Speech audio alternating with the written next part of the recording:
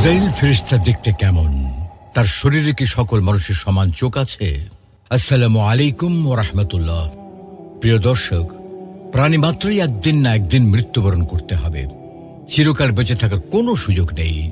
তবে আল্লাহ তাআলা এর জন্য একটা নির্দিষ্ট প্রক্রিয়া রেখেছেন, একজন নির্দিষ্ট ফেরেশতাকে দায়িত্ব দিয়েছেন। কারণ আল্লাহ তাআলা পৃথিবীকে নিয়মতান্ত্রিকভাবে সৃষ্টি করেছেন, অতএব মৃত্যুর জন্য তিনি কিছু নির্দিষ্ট নিয়ম কানুন সৃষ্টি করেছেন। আর সে নিয়ম মেনেই মানুষের জান কবজ করে মৃত্যুর ফেরেশতা। কিন্তু প্রশ্ন হলো, কেমন সেই ফেরেশতা যিনি পৃথিবীর সকল মানুষের প্রাণ হরণের মতো সবচেয়ে নিষ্ঠুর কাজটি সম্পাদন করেন? তার আকার আকৃতি দেখতে কেমন? সকল মানুষের সামনে কি তিনি একই আকৃতিতে হাজির হন, নাকি ভিন্ন ভিন্ন অবয়বে আসেন? পৃথিবীর কেউ কি তাকে নিজ আকৃতি দেখেছেন? এইসব নিয়ে আজ আমাদের বিশেষ আয়োজন। তাই রহস্য রোমাঞ্চে ঘেরা এই আলোচনা শুনতে শেষ পর্যন্ত আমাদের সাথেই থাকুন। মৃত্যু দূতের পরিচয়। প্রিয় দর্শক, কোরআনে বলা হয়েছে প্রত্যেক আত্মাকে মৃত্যুর স্বাদ লাভ করতে হবে। মৃত্যু হল পৃথিবীর জীবনকালের সমাপ্তি। প্রতিটি মানুষের মৃত্যুর স্থান, দিনক্ষণ সুনির্দিষ্ট। মৃত্যুর স্থান সম্বন্ধে কোরআনে সূরা নিসায় বলা হয়েছে, আইনামা তাকুনু ইউদরিকুমুল মাউত ওয়ালাউ কুনতুম ফি বুরুজিম মুশাইয়াদাহ। তোমরা যেখানেই থাকো না কেন, মৃত্যু কিন্তু তোমাদেরকে পাকড়াও করবেই। যদি তোমরা সুদৃঢ় দুর্গের ভেতরেও অবস্থান করো, তবুও মৃত্যু তোমাদেরকে পাকড়াও করবে। মৃত্যুর সময় সম্বন্ধে কোরআনে সূরা আরাফে বলা হয়েছে, ওয়ালিকুল্লি উম্মাতিন আজাল ফাইযা জাআ আজালুহুম লা ইস্তাখিরুনা সাআতান ওয়া লা ইস্তাকদিমুন। প্রত্যেক সম্প্রদায়ের একটি মৃত্যুর মেয়াদ রয়েছে। যখন তাদের মেয়াদ বা মৃত্যু এসে যাবে, তখন তারা না এক মুহূর্ত পিছিয়ে যেতে পারবে আর না এগিয়ে আসতে পারবে। এই আয়াত দ্বারা সুস্পষ্টভাবে প্রমাণিত হয়, মৃত্যু এক অমোঘ ও সুনির্দিষ্ট বিষয়। এটা এড়ানোর কোনো সুযোগ নেই। কোনো ব্যক্তি যতই ক্ষমতাশীল হোক আর যত দুর্বল হোক, কারো পক্ষে মৃত্যুকে এড়িয়ে যাওয়া সম্ভব নয়। তবে কথা হলো, আল্লাহ তাআলা যেভাবে নিয়মতান্ত্রিকভাবে এই পৃথিবীকে সৃষ্টি করেছেন, যেভাবে সুশৃঙ্খলভাবে তা পরিচালনা করেন, তেমনি মৃত্যুকেও তিনি সুশৃঙ্খলভাবে পরিচালনা করেন। এজন্য নির্দিষ্ট এক ফেরেশতাকে দায়িত্ব প্রদান করেছেন। ইসলামী বিশ্বাস অনুসারে মৃত্যুর দায়িত্বপ্রাপ্ত এই দূতের নাম হলো আজরাইল। তিনি একজন দেবদূত বা ফেরেশতা, যার কাজ হচ্ছে আল্লাহর নির্দেশনা অনুযায়ী প্রাণীর প্রাণ সংহার করা। কোরআন সুন্নাহর বর্ণনা অনুসারে মৃত্যুকালে আজরাইল আলাইহিস সালাম ব্যক্তির আমল বা কৃতকর্ম অনুযায়ী ভালো মানুষের কাছে পবিত্র রূপে আর পাপীদের কাছে ভয়ঙ্কর রূপে আবির্ভূত হন এবং মানুষের রূহ কবজ করেন। নামকরণ। ইংরেজিতে আজরাইল শব্দটির অর্থ হল সৃষ্টিকর্তাকে সাহায্য করা, যা আরবি থেকে আবির্ভূত হয়েছে। ইসলাম, শিখ ও হিব্রুদের ধর্মে এর উপস্থিতি আছে। আল কোরআনে আজরাইল নামের কোনো অস্তিত্ব নাই, তবে পবিত্র কোরআনে মালাকুল মউত শব্দটি ব্যবহার করা হয়েছে। দুটি শব্দই মৃত্যুর দূত বা ফেরেশতা অর্থ প্রকাশ করে। দায়িত্ব ও প্রক্রিয়া। আল কোরআনের সূরা সাজদার 11 নম্বর আয়াতে আল্লাহ তাআলা বলেন, قل يتوفاكم ملك الموت الذي وكل بكم ثم إلى ربكم ترجعون। বলে দিন, তোমাদের জান কবজের দায়িত্বে নিয়োজিত ফেরেশতা তোমাদের প্রাণ হরণ করবে, অতঃপর তোমরা তোমাদের রবের কাছে ফিরে যাবে। সূরা আনামের 61 নম্বর আয়াতে ঘোষণা করা হয়েছে, وهو القاهر فوق عباده ويرسل عليكم حفظه حتى إذا جاء أحدكم الموت توفته رسلنا وهم لا يفرطون। আল্লাহ তার বান্দাদের উপর প্রবল, তিনি তোমাদের জন্য রক্ষণাবেক্ষণকারী প্রেরণ করেন। অবশেষে যখন তোমাদের কারো মৃত্যু প্রস্তুত হয়, তখন আমার প্রেরিত দূতরা তার মৃত্যু ঘটায় এবং তারা এতে কোনো ত্রুটি করে না। এই আয়াতের ব্যাখ্যা বলা হয়েছে, রসুল শব্দ দ্বারা রূহ কবজ করার সময় আজরাইল আলাইহিস সালামের সঙ্গে উপস্থিত সহকারী ফেরেশতাগণকে বোঝানো হয়েছে। তার মানে রূহ কবজ করার সময় মালাকুল মাউত মূল দায়িত্ব পালন করলেও সঙ্গে একদল ফেরেশতা উপস্থিত থাকেন। রূহ কবজ করার পর রূহকে রহমতের ফেরেশতা অথবা আযাবের ফেরেশতার নিকট হস্তান্তর করা হয়। রুহ কবজের প্রক্রিয়া সম্পর্কে বলা হয়ে থাকে, আজরাইল আলাইহিস সালামের সামনে একটি তালিকা রয়েছে, যাতে সকল মানুষের নাম লেখা। যার মৃত্যু ঘনিয়ে আসে তার নাম ওই তালিকা থেকে মুছে ফেলা হয় এবং আজরাইল আলাইহিস সালাম সাথে সাথে তার রুহ কবজ করে নেন। হতে পারে একত্রে সহস্রাধিক মানুষের নাম মুছে যেতে পারে এবং আজরাইল আলাইহিস সালাম তাদের সকলের রুহ কবজ করে নিতে পারেন। এতে আশ্চর্য হওয়ার কোনো কারণ নেই। প্রলয়ঙ্কারী ঝড় যেমন এক মুহূর্তে সহস্র প্রদীপ নিভিয়ে দিতে পারে, তেমনি আজরাইল আলাইহিস সালামও এক মুহূর্তে সহস্র মানুষের জান কবজ করতে পারেন। এ সবই আল্লাহর ইচ্ছায় হয়ে থাকে। আজরাইল রুহ কবজ করেন ঠিকই, কিন্তু প্রকৃতপক্ষে আল্লাহ মৃত্যু দান করেন, কেননা আজরাইল আলাইহিস সালাম আল্লাহর নির্দেশে রুহ কবজ করেন। আর এ কারণেই কোরআন মজিদে কখনো বলা হয়েছে আল্লাহ রুহ কবজ করেন, আবার কখনো বলা হয়েছে আজরাইল রুহ কবজ করেন, কখনো আবার বলা হয়েছে ফেরেশতাগণ রুহ কবজ করেন। তিনটি ঠিক, কেননা আজরাইল এবং তার সহকর্মী ফেরেশতাগণ আল্লাহর নির্দেশেই রুহ কবজ করে থাকেন। যেমন কোন সম্রাট তার সৈন্য ও সেনাবাহিনীর প্রধানদের সাহায্যে কোন দেশ জয় করে থাকেন। অতএব এটা বলা ঠিক হবে যে সৈন্যরা অমুক রাষ্ট্র জয় করেছে, আবার বলতে পারি সেনাপ্রধান দেশটিকে জয় করেছে। আবার এটাও বলা ঠিক যে সম্রাট দেশটি জয় করেছেন। উদাহরণটি স্রেফ বিষয়টিকে বোঝানোর জন্য আনা হয়েছে, নইলে বিষয়টি এসবের অনেক ঊর্ধ্বে। মোট কথা, আল্লাহই মানুষের মৃত্যু দিয়ে থাকেন। তবে মনে রাখতে হবে, আল্লাহ তাআলা পৃথিবীকে নিয়মতান্ত্রিকভাবে সৃষ্টি করেছেন। অতএব মৃত্যুর জন্য কিছু কারণ তিনি নির্দিষ্ট করেছেন, যেমন কোনো উঁচু স্থান থেকে পড়ে যাওয়া, অসুস্থ হওয়া, নিহত হওয়া ইত্যাদি। তবে এসব হচ্ছে উসিলা বা কারণ মাত্র, কেননা এমনও দেখা যায় যে অতি মুমূর্ষু রোগীও অনেক সময় বেঁচে ওঠে, আবার অতি সামান্য অসুখে অনেকে মারাও যায়। সুতরাং অসুস্থতা, নিহত হওয়া, উঁচু স্থান থেকে পড়ে যাওয়া ইত্যাদি মৃত্যুর অনিবার্য কারণ নয়। আয়ু শেষ হয়ে গেলে মহান আল্লাহ তার জান কবজ করে নেন। এমন প্রচুর দেখা যায় যে অনেক ব্যক্তি কোনো ধরনের অসুস্থতা ছাড়াই মারা যায়। সুপ্রদর্শক, হিন্দু, মুসলিম, ইহুদি, খ্রিস্টান ধর্মবর্ণ নির্বিশেষে সকলকেই যেহেতু মৃত্যুবরণ করতে হয়, সকল ধর্মের কাছে যেহেতু মৃত্যুদূত আজরাইল এসে উপস্থিত হয়, তাই সকল ধর্মেই আজরাইল সম্পর্কে নানা রকম ধারণা প্রচলিত আছে। এনসাইক্লোপিডিয়া বা ব্রিটানিকা রয়েছে, আজরাইলের রয়েছে এক মহাজাগতিক আকার, 4000 ডানা, পৃথিবীর সকল জীবিত মানুষের সমান চোখ এবং জিহ্বা দ্বারা গঠিত একটি দেহ রয়েছে। তিনি চতুর্থ অথবা সপ্তম স্বর্গে এক পা, অন্যটি স্বর্গ ও নরককে বিভক্তকারী ধারালো সেতুর উপর দাঁড়িয়ে আছেন। মানুষ সৃষ্টির আগে আজরাইলই একমাত্র সাহসী ফেরেশতা ছিলেন, যিনি পৃথিবীতে নেমে এসে ইবলিস শয়তানের দলবলের মুখোমুখি হয়েছিলেন, যাতে মানুষ তৈরির জন্য প্রয়োজনীয় উপকরণ ঈশ্বরের কাছে পৌঁছে দেওয়া হয়। এই সেবার জন্য তাকে মৃত্যুর ফেরেশতা করা হয়েছিল এবং সমস্ত মানবজাতির একটি তালিকা দেওয়া হয়েছিল। আজরাইল যদিও ধন্য এবং অভিশপ্তের নাম চিনতে পারেন, তবুও তিনি জানেন না যে কখন কে মারা যাবে, যতক্ষণ না ঈশ্বরের সিংহাসনের নিচের গাছটি থেকে মানুষের নাম সম্বলিত একটি পাতা ঝরে পড়ে। তারপর তাকে 40 দিন পর দেহ এবং আত্মাকে আলাদা করতে হবে। অন্যদিকে অসমর্থিত সূত্রে জানা যায়, আজরাইলকে পৃথিবীর আগে সৃষ্টি করা হয়েছিল এবং এর শেষ পর্যন্ত সে থাকবে। সবকিছুই শেষ পর্যন্ত শেষ হয় এবং আজরাইল হলেন সেই দেবদূত যিনি প্রতিটি মৃত্যু এবং প্রতিটি আত্মার অগ্রগতি দেখার দায়িত্ব প্রাপ্ত। এটি একটি বিশাল কাজ এবং আজরাইল আত্মার প্রকৃতি এবং জীবিত থেকে মৃত্যু রূপান্তর সম্পর্কে এক আশ্চর্যজনক অন্তর্দৃষ্টি রাখেন। তাদের কাছে এমন কারোর জন্য সময় নেই যারা পৃথিবীর এই সবচেয়ে প্রাকৃতিক অংশের বিরোধিতা করে এবং যারা মৃত্যুকে অপবিত্র করবে, তাদের ধ্বংস করবে। কারো কারো মতে আজরাইল দেখতে ভীষণ ভয়াবহ, মৃত্যুর এক সুচ্চ প্রতীক, যা তাদের বহু ডানার অন্ধকার বলয়ে ঘেরা। যারা তাদের জীবনের শেষ হওয়ার আশঙ্কা করে, তারা সম্ভবত এই প্রধান দেবদূতকে ভয় পায়। আবার কেউ কেউ এই জেনে সান্ত্বনা পান যে তাদের আত্মার জীবন শেষে যে পথ নেবে, তাও একজন দেবদূতের উপস্থিতি দ্বারা পরিচালিত।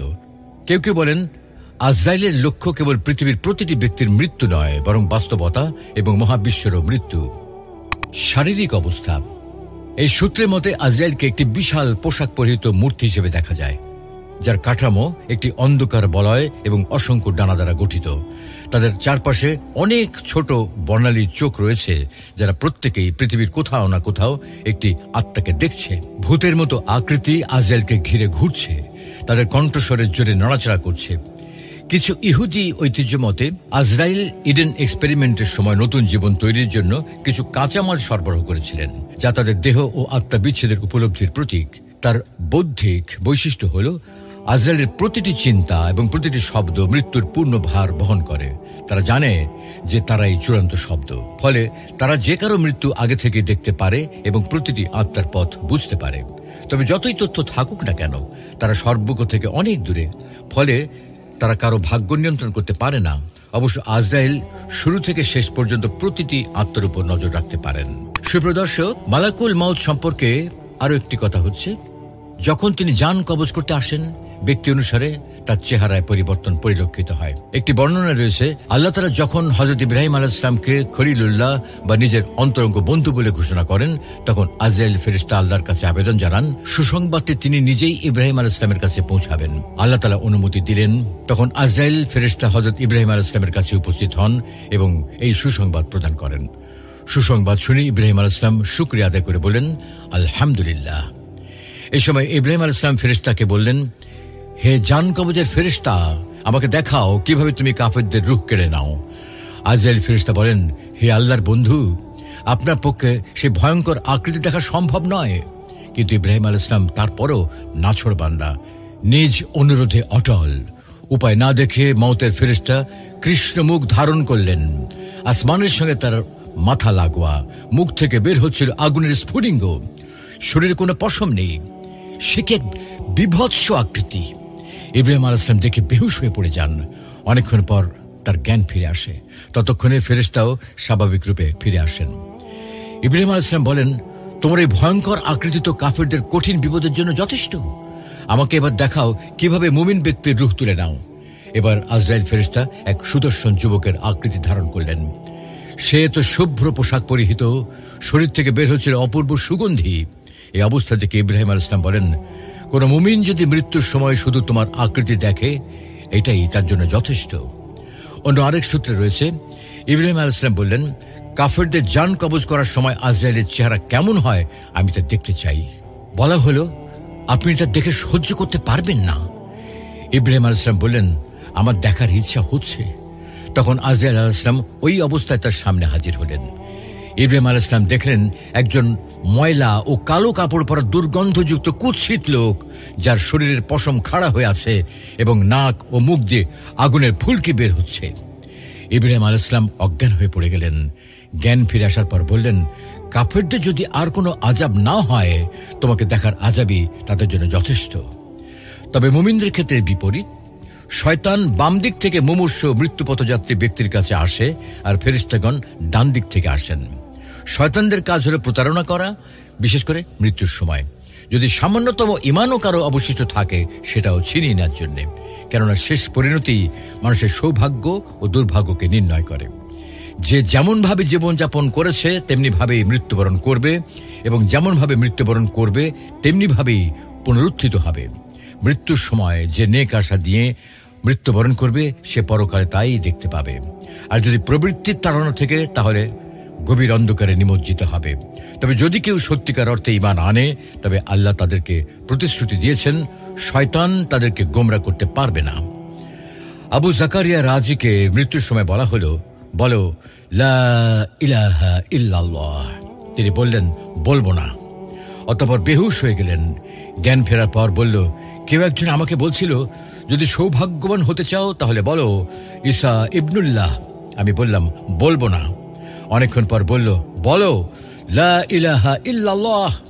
আমি বললাম, তুমি বলছো এই কারণে আমি বলবো না। তখন তার মাথার সজোরে কিছুর আঘাত হওয়াতে সে পড়ে গেল। এই কথা শেষ করে ইমাম রাজি কালেমা শাহাদাত পাঠ করেন এবং মৃত্যুবরণ করেন। মূলত যিনি সারা জীবন সঠিকভাবে তাওহীদের উপর প্রতিষ্ঠিত থেকেছে, শয়তান কখনই তার উপর কর্তৃত্ব করতে পারবে না। আল্লাহ রাব্বুল আলামিন আমাদের সকলকে তাওহীদের উপর প্রতিষ্ঠিত থেকে মৃত্যুবরণ করার তৌফিক দান করুন। আমিন।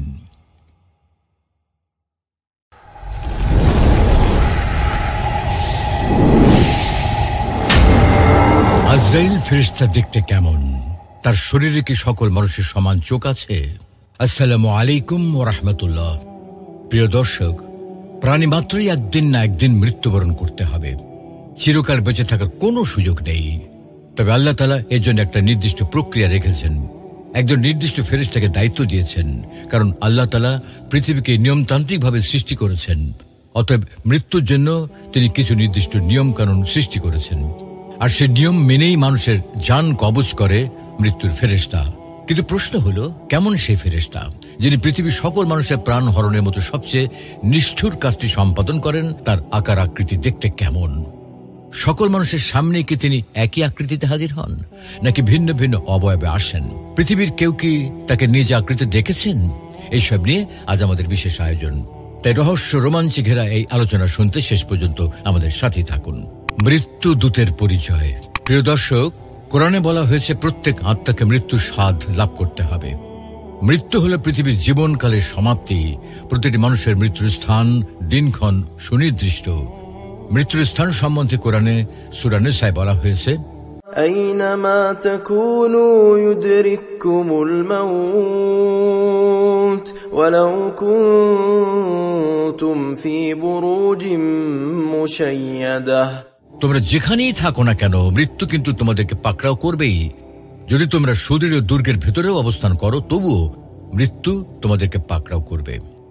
মৃত্যুর সময় সম্বন্ধে কোরআনে সূরা আরাফে বলা হয়েছে, ولكل أمة أجل فإذا جاء أجلهم لا يستأخرون ساعة ولا يستقدمون। প্রত্যেক সম্প্রদায়ের একটি মৃত্যুর মেয়াদ রয়েছে। যখন তাদের মেয়াদ বা মৃত্যু এসে যাবে, তখন তারা না এক মুহূর্ত পিছিয়ে যেতে পারবে, আর না এগিয়ে আসতে পারবে।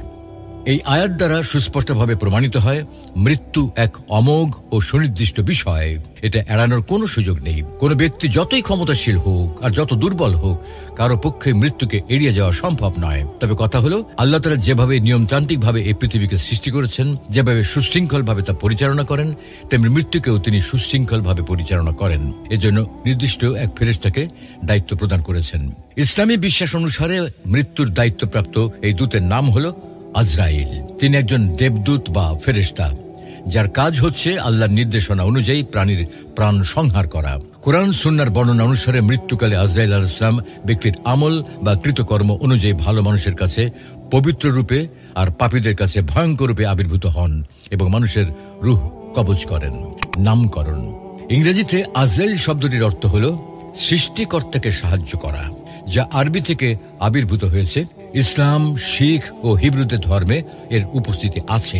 আল কোরআনে আজরাইল নামের কোনো অস্তিত্ব নাই, তবে পবিত্র কোরআনে মালাকুল মউত শব্দটি ব্যবহার করা হয়েছে। দুটি শব্দই মৃত্যুর দূত বা ফেরেশতা অর্থ প্রকাশ করে। দায়িত্ব ও প্রক্রিয়া। আল কোরআনের সূরা সাজদার 11 নম্বর আয়াতে আল্লাহ তাআলা বলেন, قل يتوفاكم ملك الموت الذي وكل بكم ثم إلى ربكم ترجعون। বলে দিন, তোমাদের জান কবজের দায়িত্বে নিয়োজিত ফেরেশতা তোমাদের প্রাণ হরণ করবে, অতঃপর তোমরা তোমাদের রবের কাছে ফিরে যাবে।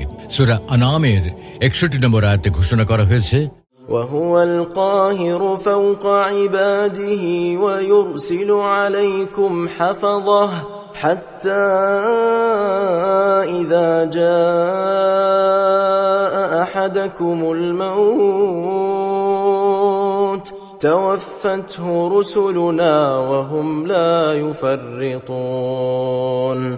আল্লাহ তার বান্দাদের উপর প্রবল, তিনি তোমাদের জন্য রক্ষণাবেক্ষণকারী প্রেরণ করেন।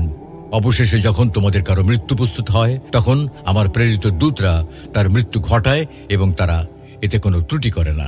এই আয়াতের ব্যাখ্যা বলা হয়েছে, রসুল শব্দ দ্বারা রূহ কবজ করার সময় আজরাইল আলাইহিস সালামের সঙ্গে উপস্থিত সহকারী ফেরেশতাগণকে বোঝানো হয়েছে। তার মানে রূহ কবজ করার সময় মালাকুল মাউত মূল দায়িত্ব পালন করলেও সঙ্গে একদল ফেরেশতা উপস্থিত থাকেন। রূহ কবজ করার পর রূহকে রহমতের ফেরেশতা অথবা আযাবের ফেরেশতা নিকট হস্তান্তর করা হয়। রূহ কবজের প্রক্রিয়া সম্পর্কে বলা হয়ে থাকে, আজরাইল আলাইহিস সালামের সামনে একটি তালিকা রয়েছে, যাতে সকল মানুষের নাম লেখা। যার মৃত্যু ঘনিয়ে আসে তার নাম ওই তালিকা থেকে মুছে ফেলা হয় এবং আজরাইল আলাইহিস সালাম সাথে সাথে তার রূহ কবজ করে নেন। হতে পারে একত্রে সহস্রাধিক মানুষের নাম মুছে যেতে পারে এবং আজরাইল আলাইহিস সালাম তাদের সকলের রূহ কবজ করে নিতে পারেন। এতে আশ্চর্য হওয়ার কোনো কারণ নেই। প্রলয়ঙ্কারী ঝড় যেমন এক মুহূর্তে সহস্র প্রদীপ নিভিয়ে দিতে পারে, তেমনি আজরাইল আলাইহিস সালামও এক মুহূর্তে সহস্র মানুষের জান কবজ করতে পারেন। এ সবই আল্লাহর ইচ্ছায় হয়ে থাকে। আজরাইল রূহ কবজ করেন ঠিকই, কিন্তু প্রকৃতপক্ষে আল্লাহই মৃত্যু দান করেন, কেননা আজরাইল আলাইহিস সালাম আল্লাহর নির্দেশে রূহ কবজ করেন। আর এ কারণেই কোরআন মজিদে কখনো বলা হয়েছে আল্লাহ রূহ কবজ করেন, আবার কখনো বলা হয়েছে আজরাইল রূহ কবজ করেন, কখনো আবার বলা হয়েছে ফেরেশতাগণ রূহ কবজ করেন। তিনটি ঠিক, কেননা আজরাইল এবং তার সহকর্মী ফেরেশতাগণ আল্লাহর নির্দেশেই রূহ কবজ করে থাকেন। যেমন কোন সম্রাট তার সৈন্য ও সেনাবাহিনীর প্রধানদের সাহায্যে কোন দেশ জয় করে থাকেন। অতএব এটা বলা ঠিক হবে যে সৈন্যরা অমুক রাষ্ট্র জয় করেছে, আবার বলতে পারি সেনাপ্রধান দেশটিকে জয় করেছে। আবার এটাও বলা ঠিক যে সম্রাট দেশটি জয় করেছেন। উদাহরণটি স্রেফ বিষয়টিকে বোঝানোর জন্য আনা হয়েছে, নইলে বিষয়টি এসবের অনেক ঊর্ধ্বে। মোট কথা, আল্লাহই মানুষের মৃত্যু দিয়ে থাকেন। তবে মনে রাখতে হবে আল্লাহ তাআলা পৃথিবীকে নিয়মতান্ত্রিকভাবে সৃষ্টি করেছেন, অতএব মৃত্যুর জন্য কিছু কারণ তিনি নির্দিষ্ট করেছেন, যেমন কোনো উঁচু স্থান থেকে পড়ে যাওয়া, অসুস্থ হওয়া, নিহত হওয়া ইত্যাদি। তবে এসব হচ্ছে উসিলা বা কারণ মাত্র, কেননা এমনও দেখা যায় যে অতি মুমূর্ষু রোগীও অনেক সময় বেঁচে ওঠে, আবার অতি সামান্য অসুখে অনেকে মারাও যায়। সুতরাং অসুস্থতা, নিহত হওয়া, উঁচু স্থান থেকে পড়ে যাওয়া ইত্যাদি মৃত্যুর অনিবার্য কারণ নয়। আয়ু শেষ হয়ে গেলে মহান আল্লাহ তার জান কবজ করে নেন। এমন প্রচুর দেখা যায় যে অনেক ব্যক্তি কোনো ধরনের অসুস্থতা ছাড়াই মারা যায়। সুপ্রদর্শক, হিন্দু, মুসলিম, ইহুদি, খ্রিস্টান ধর্মবর্ণ নির্বিশেষে সকলকেই যেহেতু মৃত্যুবরণ করতে হয়, সকল ধর্মের কাছে যেহেতু মৃত্যুদূত আজরাইল এসে উপস্থিত হয়, তাই সকল ধর্মেই আজরাইল সম্পর্কে নানা রকম ধারণা প্রচলিত আছে। এনসাইক্লোপিডিয়া বা ব্রিটানিকা রয়েছে আজরাইলের রয়েছে এক মহাজাগতিক আকার, 4000 ডানা, পৃথিবীর সকল জীবিত মানুষের সমান চোখ এবং জিহ্বা দ্বারা গঠিত একটি দেহ রয়েছে। তিনি চতুর্থ অথবা সপ্তম স্বর্গে এক পা, অন্যটি স্বর্গ ও নরককে বিভক্তকারী ধারালো সেতুর উপর দাঁড়িয়ে আছেন। মানুষ সৃষ্টির আগে আজরাইলই একমাত্র সাহসী ফেরেশতা ছিলেন, যিনি পৃথিবীতে নেমে এসে ইবলিস শয়তানের দলবলের মুখোমুখি হয়েছিলেন, যাতে মানুষ তৈরির জন্য প্রয়োজনীয় উপকরণ ঈশ্বরের কাছে পৌঁছে দেওয়া হয়। এই সেবার জন্য তাকে মৃত্যুর ফেরেশতা করা হয়েছিল এবং সমস্ত মানবজাতির একটি তালিকা দেওয়া হয়েছিল। আজরাইল যদিও ধন্য এবং অভিশপ্তের নাম চিনতে পারেন, তবুও তিনি জানেন না যে কখন কে মারা যাবে, যতক্ষণ না ঈশ্বরের সিংহাসনের নিচের গাছটি থেকে মানুষের নাম সম্বলিত একটি পাতা ঝরে পড়ে। তারপর তাকে 40 দিন পর দেহ এবং আত্মাকে আলাদা করতে হবে। অন্যদিকে অসমর্থিত সূত্রে জানা যায় আজরাইলকে পৃথিবীর আগে সৃষ্টি করা হয়েছিল এবং এর শেষ পর্যন্ত সে থাকবে। সবকিছুই শেষ পর্যন্ত শেষ হয় এবং আজরাইল হলেন সেই দেবদূত যিনি প্রতিটি মৃত্যু এবং প্রতিটি আত্মার অগ্রগতি দেখার দায়িত্ব প্রাপ্ত। এটি একটি বিশাল কাজ এবং আজরাইল আত্মার প্রকৃতি এবং জীবিত থেকে মৃত্যু রূপান্তর সম্পর্কে এক আশ্চর্যজনক অন্তর্দৃষ্টি রাখেন। তাদের কাছে এমন কারোর জন্য সময় নেই যারা পৃথিবীর এই সবচেয়ে প্রাকৃতিক অংশের বিরোধিতা করে এবং যারা মৃত্যুকে অপবিত্র করবে, তাদের ধ্বংস করবে। কারো কারো মতে আজরাইল দেখতে ভীষণ ভয়াবহ, মৃত্যুর এক সুচ্চ প্রতীক, যা তাদের বহু ডানার অন্ধকার বলয়ে ঘেরা। যারা তাদের জীবনের শেষ হওয়ার আশঙ্কা করে তারা সম্ভবত এই প্রধান দেবদূতকে ভয় পায়। আবার কেউ কেউ এই জেনে সান্ত্বনা পান যে তাদের আত্মার জীবন শেষে যে পথ নেবে তাও একজন দেবদূতের উপস্থিতি দ্বারা পরিচালিত। কেউ কেউ বলেন আজরাইলের লক্ষ্য কেবল পৃথিবীর প্রতিটি ব্যক্তির মৃত্যু নয়, বরং বাস্তবতা এবং মহাবিশ্বেরও মৃত্যু। শারীরিক অবস্থা, এই সূত্রের মতে আজরাইলকে একটি বিশাল পোশাক পরিহিত মূর্তি হিসেবে দেখা যায়, যার কাঠামো একটি অন্ধকার বলয় এবং অসংখ্য ডানা দ্বারা গঠিত। তাদের চারপাশে অনেক ছোট বর্ণালী চোখ রয়েছে, যারা প্রত্যেকেই পৃথিবীর কোথাও না কোথাও একটি আত্মাকে দেখছে। ভূতের মতো আকৃতি আজরাইলকে ঘিরে ঘুরছে, তাদের কণ্ঠস্বরের জোরে নড়াচড়া করছে। কিছু ইহুদি ঐতিহ্য মতে আজরাইল ইডেন এক্সপেরিমেন্টের সময় নতুন জীবন তৈরির জন্য কিছু কাঁচামাল সরবরাহ করেছিলেন, যা তাদের দেহ ও আত্মা বিচ্ছেদের উপলব্ধির প্রতীক। তার বৌদ্ধিক বৈশিষ্ট্য হল আজরাইলের প্রতিটি চিন্তা এবং প্রতিটি শব্দ মৃত্যুর পূর্ণ ভার বহন করে। তারা জানে যে তারাই চূড়ান্ত শব্দ, ফলে তারা যে কারো মৃত্যু আগে থেকে দেখতে পারে এবং প্রতিটি আত্মার পথ বুঝতে পারে। তবে যতই তথ্য থাকুক না কেন, তারা সর্বজ্ঞ থেকে অনেক দূরে, ফলে তারা কারো ভাগ্য নিয়ন্ত্রণ করতে পারে না। অবশ্য আজরাইল শুরু থেকে শেষ পর্যন্ত প্রতিটি আত্মার উপর নজর রাখতে পারেন। সুপ্রদর্শক, মালাকুল মাউত সম্পর্কে আরো একটি কথা হচ্ছে, যখন তিনি জান কবজ করতে আসেন, ব্যক্তি অনুসারে তার চেহারায় পরিবর্তন পরিলক্ষিত হয়। একটি বর্ণনা রয়েছে, আল্লাহ তাআলা যখন হযরত ইব্রাহিম আলাইহিস সালামকে খলিলুল্লাহ বা নিজের অন্তরঙ্গ বন্ধু বলে ঘোষণা করেন, তখন আজরাইল ফেরেশতা আল্লাহর কাছে আবেদন জানান সুসংবাদটি তিনি নিজেই ইব্রাহিম আলাইহিস সালামের কাছে পৌঁছাবেন। আল্লাহ তাআলা অনুমতি দিলেন। তখন আজরাইল ফেরেশতা হযরত ইব্রাহিম আলাইহিস সালামের কাছে উপস্থিত হন এবং এই সুসংবাদ প্রদান করেন। সুসংবাদ শুনে ইব্রাহিম আলাইহিস সালাম শুকরিয়া আদায় করে বলেন, আলহামদুলিল্লাহ। এই সময় ইব্রাহিম আলাইহিস সালাম ফেরেশতাকে বললেন, হে জান কবজের ফেরেশতা, আমাকে দেখাও কিভাবে তুমি কাফেরদের রূহ কেড়ে নাও। আজরাইল ফেরেশতা বলেন, হে আল্লাহর বন্ধু, আপনার পক্ষে সেই ভয়ঙ্কর আকৃতি দেখা সম্ভব নয়। কিন্তু ইব্রাহিম আলাইহিস সালাম তারপরও নাছোড় বান্দা, নিজ অনুরোধে অটল। উপায় না দেখে মওতের ফেরেশতা কৃষ্ণ মুখ ধারণ করলেন। আসমানের সঙ্গে তার মাথা লাগোয়া, মুখ থেকে বের হচ্ছিল আগুনের স্ফুলিঙ্গ, শরীরে কোনো পশম নেই। সে কি এক বিভৎস আকৃতি! ইব্রাহিম আলাইহিস সালাম দেখে বেহুশ হয়ে পড়ে যান। অনেকক্ষণ পর তার জ্ঞান ফিরে আসে। ততক্ষণে ফেরেশতাও স্বাভাবিক রূপে ফিরে আসেন। ইব্রাহিম আলাইহিস সালাম বলেন, তোমার এই ভয়ঙ্কর আকৃতি তো কাফেরদের কঠিন বিপদের জন্য যথেষ্ট। আমাকে এবার দেখাও কিভাবে মুমিন ব্যক্তির রূহ তুলে নাও। এবার আজরাইল ফেরেশতা এক সুদর্শন যুবকের আকৃতি ধারণ করলেন।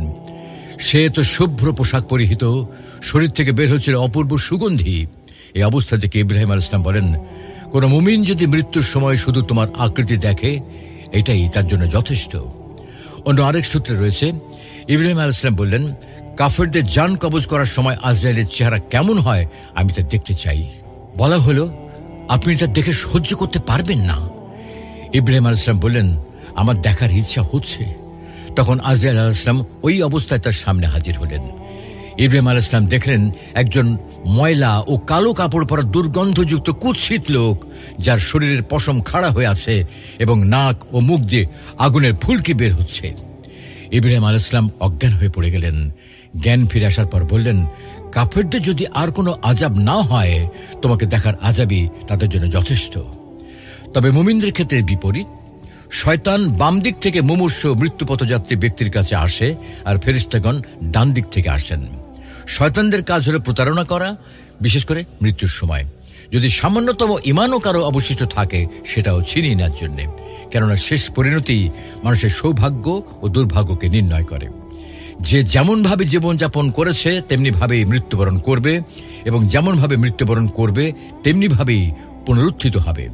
মৃত্যুর সময় যে নেক আশা দিয়ে মৃত্যুবরণ করবে, সে পরকালে তাই দেখতে পাবে। আর যদি প্রবৃত্তির তাড়না থেকে, তাহলে গভীর অন্ধকারে নিমজ্জিত হবে। তবে যদি কেউ সত্যিকার অর্থে ঈমান আনে, তবে আল্লাহ তাদেরকে প্রতিশ্রুতি দিয়েছেন, শয়তান তাদেরকে গোমরা করতে পারবে না। আবু জাকারিয়া রাজিকে মৃত্যুর সময় বলা হলো, বলো লা ইলাহা ইল্লাল্লাহ। তিনি বললেন, বলবো না। অতঃপর বেহুশ হয়ে গেলেন। জ্ঞান ফেরার পর বলল, কেউ একজন আমাকে বলছিল, যদি সৌভাগ্যবান হতে চাও তাহলে বলো ঈসা ইবনুল্লাহ। আমি বললাম, বলবো না। অনেকক্ষণ পর বলল, বলো লা ইলাহা ইল্লাল্লাহ। আমি বললাম, তুমি বলছো এই কারণে আমি বলবো না। তখন তার মাথার সজোরে কিছুর আঘাত হওয়াতে সে পড়ে গেল। এই কথা শেষ করে ইমাম রাজি কালেমা শাহাদাত পাঠ করেন এবং মৃত্যুবরণ করেন। মূলত যিনি সারা জীবন সঠিকভাবে তাওহীদের উপর প্রতিষ্ঠিত থেকেছে, শয়তান কখনই তার উপর কর্তৃত্ব করতে পারবে না। আল্লাহ রাব্বুল আলামিন আমাদের সকলকে তাওহীদের উপর প্রতিষ্ঠিত থেকে মৃত্যুবরণ করার তৌফিক দান করুন। আমিন।